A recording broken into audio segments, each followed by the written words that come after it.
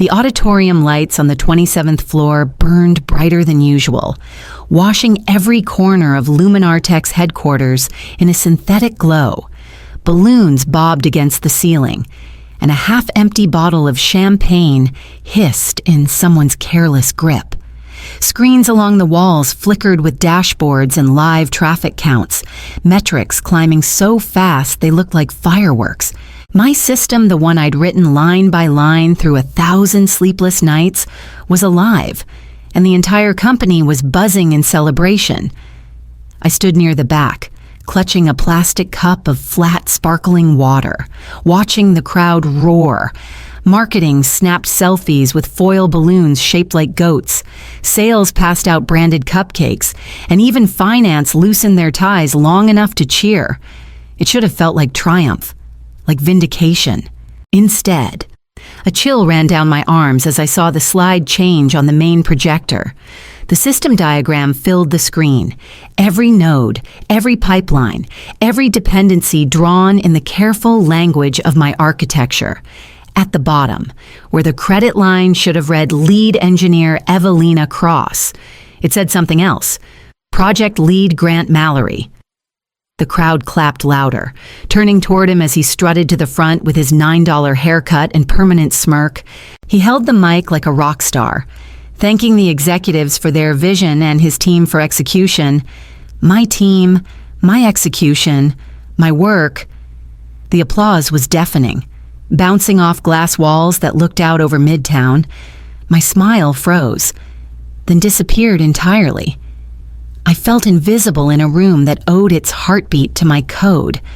For a brief second, I imagined standing up, cutting through the noise, shouting the truth until they had no choice but to look at me. But I didn't move. I didn't speak. Instead, I sipped my water, watched the confetti fall, and let the silence harden inside me. Recognition wasn't coming, not from them. And if they thought they could erase my name that easily, then I already knew what their next step would be. Grant raised his glass in a toast, the crowd echoing his cheer. I turned away before they finished, walking out of the auditorium as if I had somewhere better to be, because I knew I would need every ounce of composure for what came next. I didn't make it back to my desk before Grant intercepted me in the hallway. He had a coffee in one hand and that same easy smirk he wore when someone else had done all the work. "Hey, quick thing," he said, lowering his voice like it was a secret. "Your bonus isn't going through this cycle. Policy restrictions. You get it?" I stared at him, the hum of celebration still echoing behind us. Policy. He waved a hand, already looking past me. "Yeah, upper levels are cracking down on post-launch payouts. Not personal. You understand." Then he gave me a patronizing pat on the shoulder, the kind you give to a dog that stayed quiet during dinner, and walked away. I stood frozen.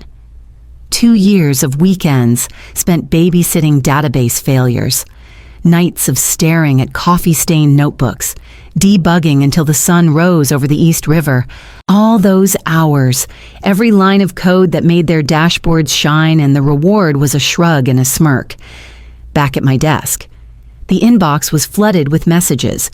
"Congrats, can you hop on a quick call? Need metrics, ASAP." I answered each one mechanically, my fingers moving faster than my thoughts. The system still ran because of me, but in that moment, I understood how little they cared about the person behind the architecture. As the crowd thinned, Mara from QA leaned over the partition. Her voice was low, urgent. "You know this isn't about policy. Right, I overheard HR last week. They've been talking about cutting your bonus for months, said it would make you easier to push out later." The air tightened around me. It wasn't just negligence, it was deliberate. They were laying the groundwork to erase me completely. I nodded once, thanked her quietly, and turned back to my screen. If they wanted me gone, they'd chosen the wrong way to do it. I already had something in place, something they didn't even realize existed, and all it would take was one clause to remind them exactly who they were trying to erase. The memory came back as I sat in the glow of my monitor, answering congratulatory emails like nothing was wrong. 2 years earlier, Luminar Tech had been preparing to cut me out completely. They wanted to outsource the rebuild of our analytics stack to a boutique contractor in Austin, someone who bragged about 10x engineering and didn't believe in documentation. I still remember overhearing the chatter in the hallway, Grant's voice carrying like it always did. She's too protective, too opinionated. Her salary's a cost inefficiency. Those words stung deeper than I admitted. That night, I couldn't sleep. Instead, I reread the vendor draft contracts line by line, determined to find a way to secure my place. That's when Rebecca Hanlon appeared at my desk. She was a junior counsel then, still new, with a stack of casebooks bigger than her frame. She leaned down, lowered her voice, and said, "If they try to erase you, this contract is your only shield. Look for the compliance subsections, they won't bother reading them." We spent 2 weeks locked in back and forth with the vendor's lawyers. They hated the language I proposed a clause that tied the license validity to the continued, compensated employment of the designated technical lead. In other words, me. If they stopped paying me or tried to edge me out, the entire 80 million platform would lose its legal standing overnight. Grant never noticed. Procurement didn't notice. Leadership signed the deal without a second glance. To them, it was boilerplate. To me, it was a safeguard. A buried landmine no one remembered existed but me. Rebecca and I exchanged a look the day the signatures came through. She said nothing, just tapped her pen against the line number and gave the faintest smile. I tucked the PDF into a folder labeled Final Executed V7, buried on the server like a secret waiting to be unearthed. Now, as I thought of Mara's warning and Grant's smug dismissal, the memory sharpened into certainty. They believed I was replaceable. They had no idea I was the only reason their license still breathed. The next morning, I opened my laptop and saw at the Slack workspace error, "You no longer have access to this channel." At first, I thought it was a glitch. Then I noticed my recurring stand-up invite had disappeared from my calendar. Along with the weekly sprint review, my name wasn't on the attendee list for the product roadmap call either. By mid-morning, it was undeniable. I'd been erased. I walked into the conference room anyway, sat down at the long table, and opened my notebook. Nobody said a word, but the silence felt staged. 10 minutes later, someone coughed awkwardly and pointed out there weren't enough chairs. My chair was rolled to the corner.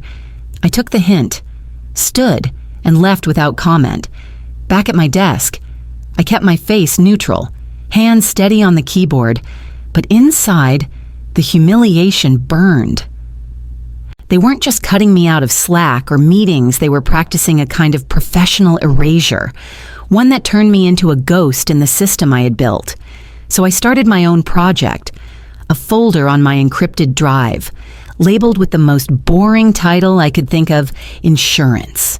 Into it, I dragged everything design drafts, version histories, Slack transcripts, architecture diagrams with timestamp signatures, every log, every artifact that tied me to the spine of Luminar Tech's analytics system. With each file, my anger steadied into something sharper, calmer. They thought they were writing me out. I was simply tightening the record of how deeply my fingerprints ran through the company's veins.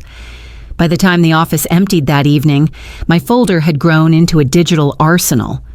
I shut my laptop, slid it into my bag, and walked past Grant's glass office.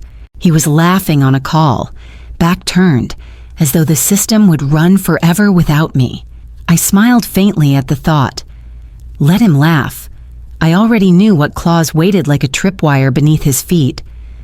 By Friday morning, the noise of celebration had faded into the background hum of business as usual. Grant strutted through the office with his Bluetooth earpiece, talking loudly about expansion plans as if the platform would carry itself into eternity. My inbox was still flooded with requests, dashboards, metrics, custom slices for executives who wanted numbers polished for their investor decks. I gave them everything they asked for, without complaint, without delay. Let them keep using the system. Then, when the timing felt right, I opened a blank email, recipient Rebecca Hanlon, legal, subject line FYI, potential issue. Body 2 sentences. A polite reference to Appendix D Clause 13.2 attached with the original vendor-signed PDF. Nothing dramatic. No warning shots. Just facts. I click send. The paper airplane icon disappeared, and just like that, the fuse was lit. Hours later, the executive floor began to ripple with unease. I wasn't invited to the meeting, of course, but word travels fast when voices rise behind glass walls. By mid-afternoon, I'd pieced it together from the whispers Rebecca had opened the contract, traced her finger down the page, and read the line aloud. If she's unpaid, we're in breach. The room went silent. Grant tried to laugh it off, called it boilerplate, but Rebecca didn't even blink.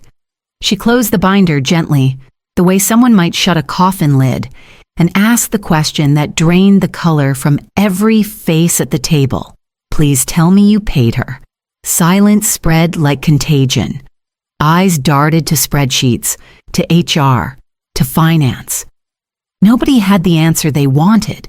In that moment, every dashboard glowing across Luminar Tech's empire flickered in their minds, not as proof of success, but as liability.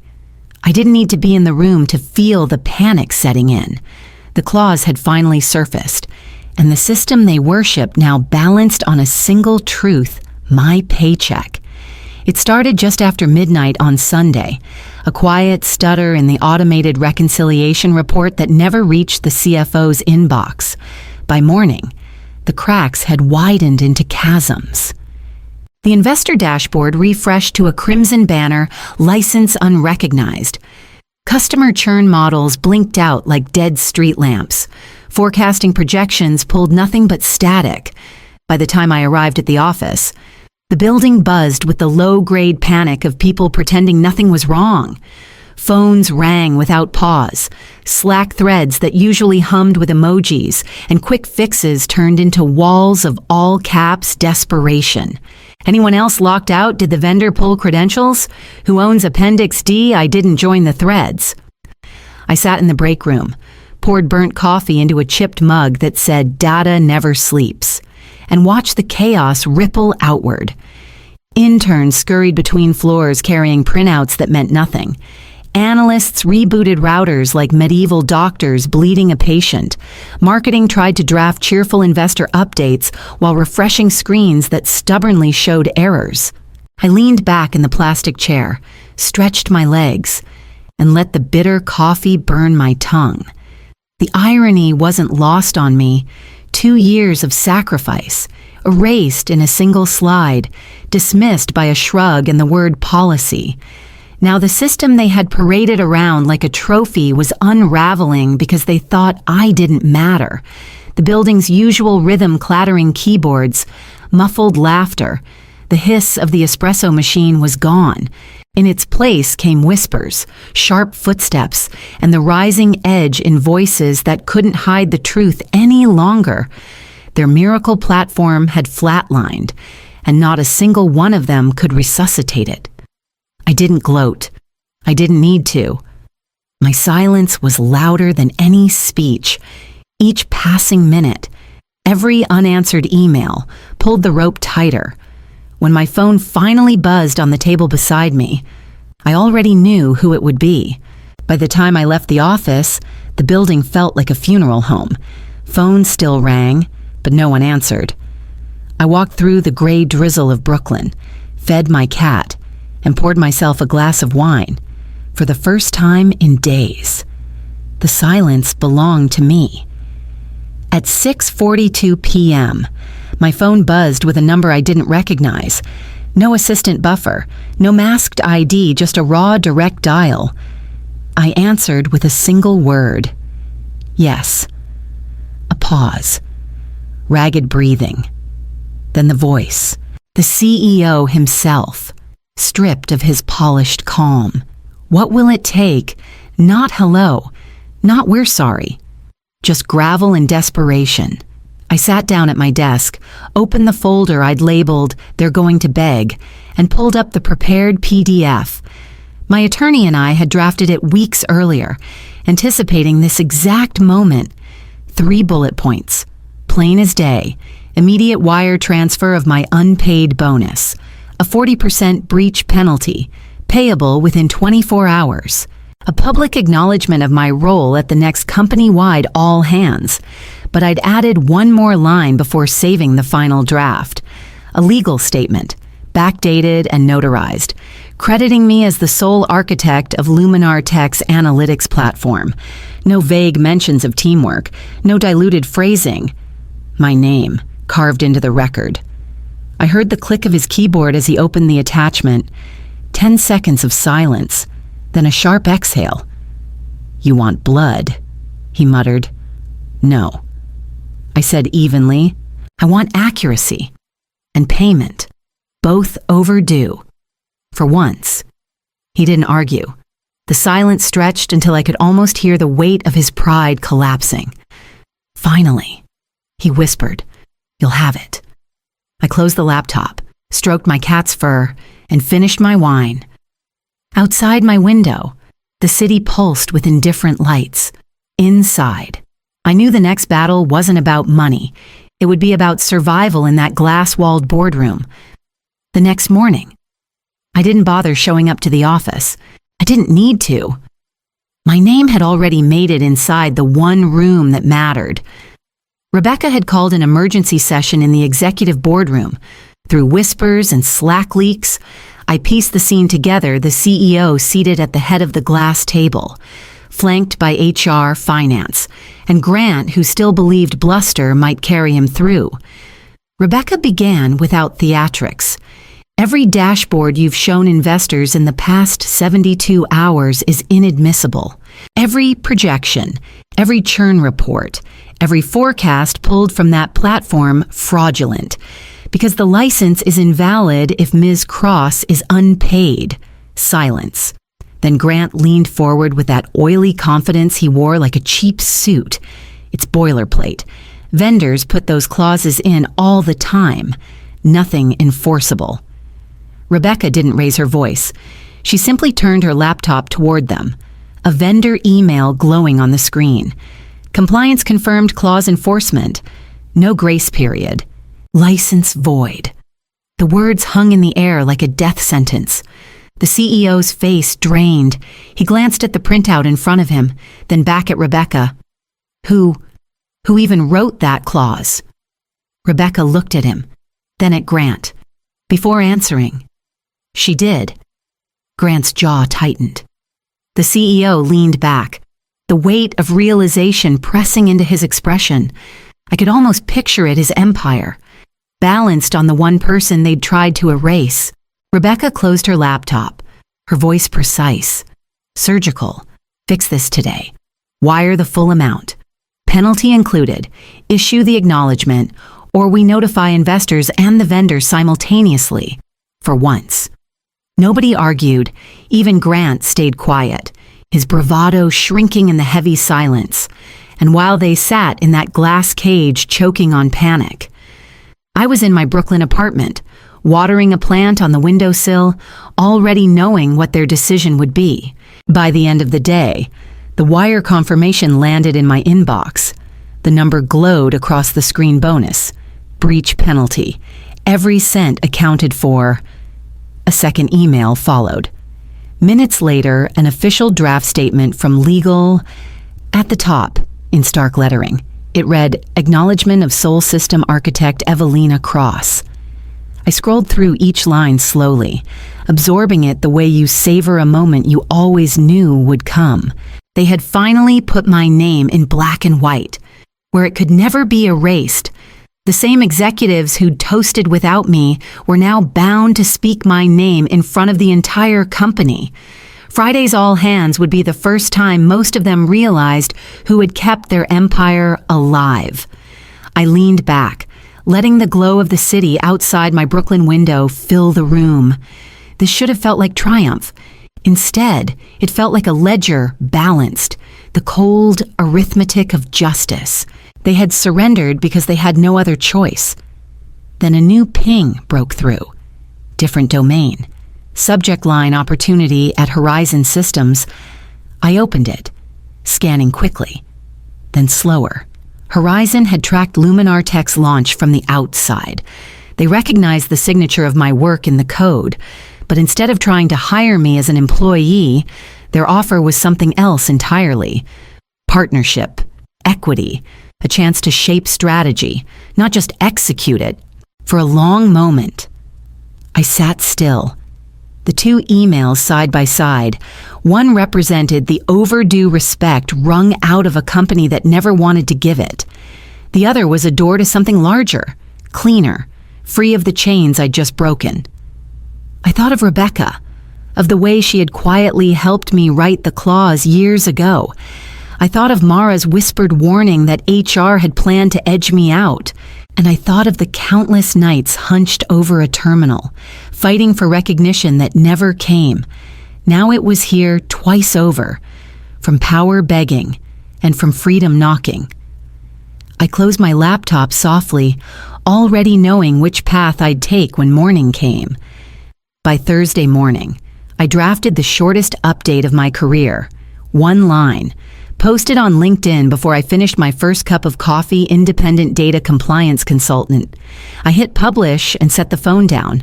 Within minutes, the notifications began. By the first hour, my inbox was flooded venture firms, fintech startups, healthcare giants, each offering meetings, contracts, introductions. The market had seen Luminar Tech stumble, and they wanted the woman who held the blueprint in her hands. But it wasn't the flood of offers that made me pause. It was one message buried in the chaos, signed with a name I knew well, Rebecca Hanlon. Her note was simple. They'll keep patching holes until the ship sinks. Why not build a vessel of our own? That afternoon we met at a cafe in Brooklyn, a narrow corner shop with cracked tiles and tables too close together. The kind of place where no one cared if you stayed for hours with nothing but 2 coffees between you. Rebecca spread a legal pad across the table, already filled with notes, and I pulled up my laptop. Between us sat the first outlines of something new, a boutique compliance tech firm. Lean, sharp, untethered from the arrogance that had drowned Luminar Tech. We worked through scenarios, drafted names, laughed quietly at the absurdity of it all. Uptown, executives were still scrambling to spin their disaster into unexpected vendor downtime. Down here, we were mapping something real, something that belonged to us. When the cafe grew loud with evening chatter, Rebecca leaned back and studied me over her empty cup. They'll hate us for this. I smiled. They already do. We packed up as the rain began again, the city buzzing outside with the kind of restless energy I hadn't felt in years. For once, I didn't feel tethered to the mistakes of someone else's empire. I wasn't surviving in silence anymore. I was shaping what came next. As I walked out into the damp Brooklyn night, I thought about the journey that brought me here, the erasure, the stolen bonus, the claws buried like a landmine, the silence that forced them to finally see me. They mistook that silence for weakness. They thought it meant surrender. But silence was never my prison. Silence was the blueprint of my escape.